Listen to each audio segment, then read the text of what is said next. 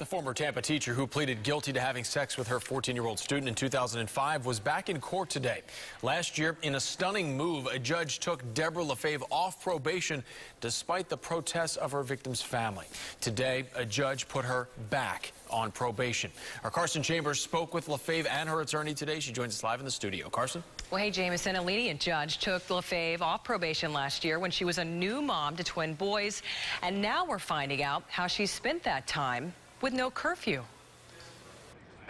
Former teacher Debra LaFave rarely talks to the media, but today she gave us a peek into her private life. My mom was diagnosed with cancer for the second time, and I spent my year of probation, off probation, taking care of her.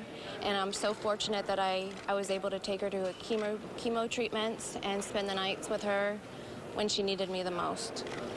And I appreciate the news people that have spoke on the truth. Today's decision means LaFave has 4 years and 2 months more to serve on probation. She's ordered to stay away from schools.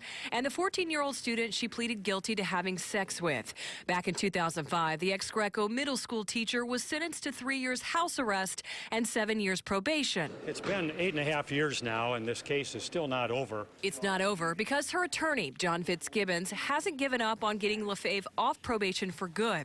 He says they've appealed to the highest court in the state. The Supreme Court of Florida has accepted jurisdiction of the case. We're hopeful that we will receive a favorable ruling in the next 6 months to a year from the Supreme Court. And then that should finally conclude things one way or another in this case. A judge reminded LaFave she must obey a curfew from 10 p.m. to 6 a.m. She walked out of the courthouse with her parents. LaFave's mother telling me she's feeling good. How are you doing? Doing better? God's good.